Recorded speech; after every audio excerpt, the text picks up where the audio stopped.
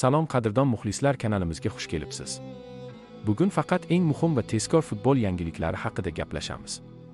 Bizni qo'llab-quvvatlash uchun obuna bo'lishni va like bosishni unutmang. Siz tayyor bo'lsangiz, biz hoziroq boshlaymiz. Jahon chempionati start oldi. Kutilgan lahzalar yetib keldi.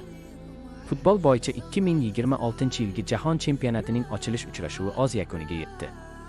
Unda guruh bosqichining ilk bahsidayoq Meksika hamda Janubiy Afrika Respublikasi terma jamoalari o'zaro to'qnash kelishdi. Hakamning yakuniy xushtagi chalindi va stadionni hayqiriqlar qopladi. Meksika terma jamoasi ochilish o'yinida o'z muxlislarini ajoyib g'alaba bilan xushnud etdi. Uchrashuv 2-0 hisobida meksikaliklarning ishonchli g'alabasi bilan yakunlandi. O'yindagi gollarga 9-daqiqada Quiñones hamda 67-daqiqada Jimenez mualliflik qilishdi. Janubiy Afrika esa qanchalik harakat qilmasin, Meksika himoyasini yorib o'ta olmadi. Meksika turnirni muhim 3 ochko bilan boshlamoqda. Katta futbol bayrami davom etadi. Shuningdek, o'yinda hakam Janubiy Afrika terma jamoasining 2 ta futbolchisini maydondan chetlatdi. Meksikadan esa bitta.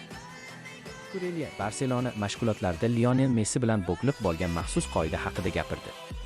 Londonning Chelsea klubi qanot himoyachisi Mark Kukurelya o'z vaqtida Barselona sharafini himoya qilgan kezlarda jamoa yulduzi, ayni damda Inter Miami forvardi hisoblangan Lionel Messi bilan birga o'tkazilgan mashg'ulotlarni yodga oldi.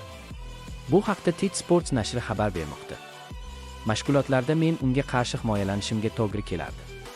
Biroq buni faqat ma'lum bir masofadan turib bajarardim. Jamoada shunday yozilmagan maxfiy qoida bor edi. Messiga haddan tashqari yaqin borish va unga nisbatan qo'pol o'ynash mumkin emasdi. Aks holda, bu sening jamoadagi eng so'nggi kuning bo'lishi hech gap emasdi, deya eslaydi ispaniyalik himoyachi. Shuningdek, Kukurelya o'z so'zi yakunida argentinalik hujumchini futbol tarixidagi eng buyuk va eng yaxshi futbolchi deb hisoblashini alohida ta'kidlab o'tdi. Ma'lumot uchun, Mark Kukurelya Barselona akademiyasi tarbiyalanuvchisi hisoblanadi va Kataloniya klubining asosiy jamoasi mashg'ulotlarida qatnashgan. Ayni damda u Angliya Premyer Ligasida muvaffaqiyatli faoliyat olib bormoqda. Superklub Gülerni 120 million yevroga sotib olishga tayyor. Turkiyalik halbek Arda Güler Madridning Real klubini tark etib, faoliyatini Fransiya Liga 1da davom ettirishi mumkin. Bu haqda Goal Zone xabar bermoqda. Manba bergan ma'lumotlarga ko'ra, ketma-ket 2 marta UEFA Chempionlar Ligasida g'olib chiqqan Parij yarim himoyachini o'z safiga qo'shib olishga qiziqish bildirmoqda. Parij Grandi rahbariyati Gülerning transferi uchun 120 million yevro ajratishga tayyor. Ardaning qirollik klubi bilan amaldagi shartnomasi 2029-yilning o'rtalarigacha mo'ljallangan. Yakunlangan mavsumda yarim himoyachi qaymoq ranglilar safida 51 ta uchrashuvda maydonga tushdi.